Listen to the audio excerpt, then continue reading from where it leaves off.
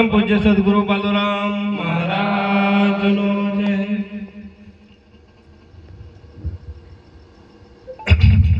ચાટકી ગામની ધર્મધરા પર જે પાવનકારી પુનિત પ્રસંગ આજે મહાયજ્ઞ થઈ રહ્યો છે, આ યજ્ઞમાં આપ સૌને આમંત્રિત કરી ભજન ને ભોજન અને મહાસત્સંગનો જે લાવો આપ્યો એ બદલ નામ તો નથી ખબર, પણ કૈલાસરામ મહારાજને ખૂબ ખૂબ અભિનંદન.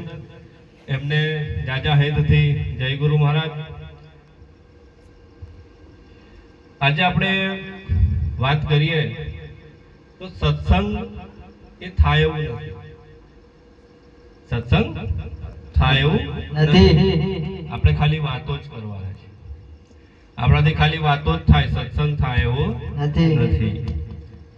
મહાપુરુષો જ્યારે બેઠા હોય ત્યારે આપણે વાતો કરવાની હોય તો ગલારામ મહારાજે જેમ કીધું કે સત્ય વચન અને શબ્દ ની આપણે નાની કેવી વાત કરીએ કે આપણે જ્યારે ઉપદેશ થાય ત્યારે પરમપિતા પરમેશ્વરના આપણને ઓળખાણ થાય. જે પ્રગટ પુરુષ આપણને બતાવવામાં આવે એને પ્રગટ નથી કરવામાં આવતો, આપણને ખાલી એની ઓળખાણ કરવામાં આવે છે કે ક્યાં બેઠેલો છે. થોડી વાર પહેલા જ્યારે અમે આવતા હતા એટલે વચ્ચે ગાડીમાં વાત થઈ કે ઉપદેશના દિવસે આપણા બધામાં જે પ્રગટ પુરુષની જે વાત કરવામાં આવે છે, પરમાત્માના જે દર્શન કરાવવામાં આવે છે, તો એ પરમાત્માના દર્શનમાં હુંકાર કે હું એ ખોવાઈ જવો જોઈએ. આપણે તન મન ધન અને ચોથું શીશ જ્યારે ગુરુના ચરણમાં અર્પણ કરીએ ત્યારે હું શબ્દ આવો જોઈએ નહીં. પણ આપણે શું થાય, ઉપદેશ પત્યો અને જ્યારે ઉપદેશમાંથી ઉઠ્યા એટલે પાછો હુંકાર, હું શબ્દ, અભિમાન, અહંકાર આ બધું આપણામાં પાછું વળીને આવી જાય છે. આપણે ત્યાં સાચે ખરેખર અડધું અર્પણ કર્યું હોય તો આ બધું આપણી સાથે આવે નહીં, પણ આવી જાય છે. બરોબર છે. હુંકાર કે મારું, મારું, મારી, મારો આ શબ્દ આવે અને આ શબ્દને જ્યારે આપણે ભૂલીએ ત્યારે પરમપિતા પરમેશ્વરના સાચા અર્થમાં આપણે દર્શન કર્યા કહેવાય. આપણે કહીએ કે હું એટલે કોણ? આપણે બધાને પ્રશ્ન થાય હું. પિન્ટુરામ મહારાજે કીધું કે ભાઈ ઘણા મહાપુરુષો, સંત, ઋષિ મુનિઓ પરમાત્માને ઓળખવા નતા નીકળ્યા, હું ને ઓળખવા નીકળ્યા હતા. હું એટલે કોણ એની શોધમાં નીકળ્યા હતા. અને જેમને જેમને હું વિશે માહિતી મળી ગઈ, હુંને જેમણે જાણી લીધો એ તરી ગયા. જેમ આપણે નિરાંત મહારાજે આપણે નિરાંત પંથ આપ્યો આપણને, અને નિરાંત પંથમાં આપણને હુંને બાદ કરીને બતાયા. બરોબર છે. હું કેટલા અહીં શરીર આવે, શું આવે? શરીર. તો શરીર એ હું હોય, શરીર એ હું હોય તો શરીર કોનું? શરીર તો નાશવત છે. બરોબર ને? શરીર નાશવત છે, શરીર આપણું નથી. હમણાં થોડી વાર પહેલા જ અમે જ્યારે પ્રસાદનું વિતરણ કરતા હતા લાઈવ કે ભાઈ એક ગાડલું પડ્યું હતું, તો ગાડલાને એ જે આ ખોળ છે ને એ નીકળી ગઈ હતી થોડી. એટલે મને મગજમાં વિચાર આવ્યો કે ગાડલાની અંદરની જે વસ્તુ છે ને એ સત્ય છે, જે ઉપર ખોળ છે ને એ આપણું શરીર છે. આપણે આ બધા ગાડલા લાયા, ભાડે લાયા ને કે પોતાના છે? ભાડે લાયા.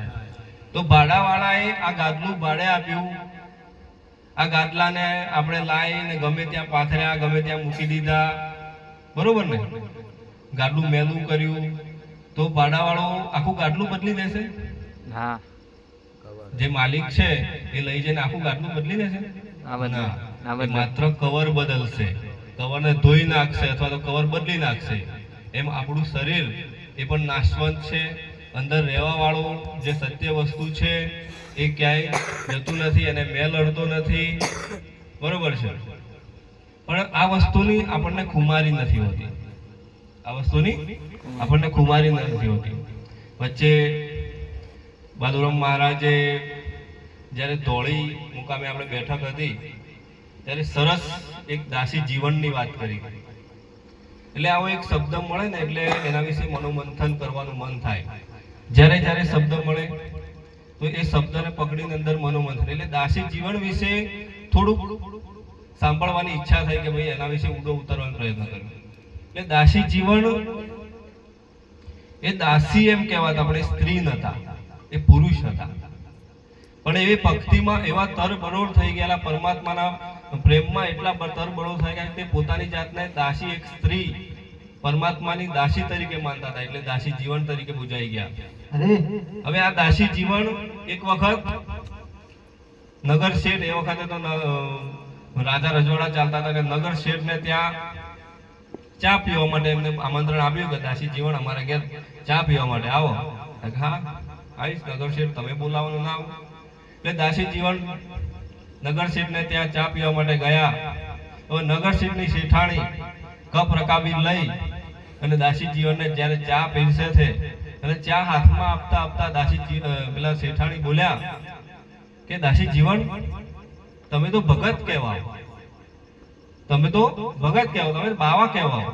હવે દાસી જીવને એટલું સરસ પોતાનું શરીર સજાવ્યું હતું, સરસ મજાનું પટોળું પહેર્યું હતું, અને દાસી પોતાની જાતને સ્ત્રી માનતા હતા. એટલે મોટા મોટા વાળ રાખેલા અને મસ્ત વાળ ઓળાયેલા, શણગાર સજેલો. એટલે પેલા શેઠાણીને થયું કે દાસી જીવન તમે તો ભગત છો, અને ભગતને આવું બધું મેકઅપ ને આવું બધું શણગાર શોભે, આવડું મોંઘું પટોળું શોભે? એમ પેલા શેઠાણીએ કીધું. એટલે જ્યારે દાસી જીવનને પગથી માથા સુધી જે જણજણાટી આવી ગઈ, જણજણાટી કેવી કે તમને કોઈ ગુમડું થયું હોય ને, અને ગુમડા પર કોઈ પાટું મારે ને અથવા તો કંઈક વસ્તુ ઉડી જાય ને આખા શરીરમાં કેવી જણજણાટી આવી જાય, એવી જણજણાટી દાસી જીવનના શરીરમાં આવી ગઈ. અને દાસી જીવને ચાનો કપ ત્યાં ટેબલ પર મૂકી દીધો. એટલે પેલા શેઠાણી કે દાસી જીવન ચા તો પી લો. ના, હવે તમે જે પ્રશ્ન કર્યો છે કે આ ભગતને આટલું બધું શોભે, આવું પટોળું શોભે, એટલે મારે એનો પેલા જવાબ આપવો પડે. એટલે પેલા શેઠાણીને પૂછ્યું દાસી જીવન કે તમે જે આ પટોળું પહેર્યું છે એ કેટલાનું છે? એટલે શેઠાણીએ કીધું કે આ પટોળું 5000નું છે. એટલે એ વખતના રાજા રજવાડાના વખતમાં 5000નું પટોળું એટલે મોંઘામાં મોંઘું કહેવાય.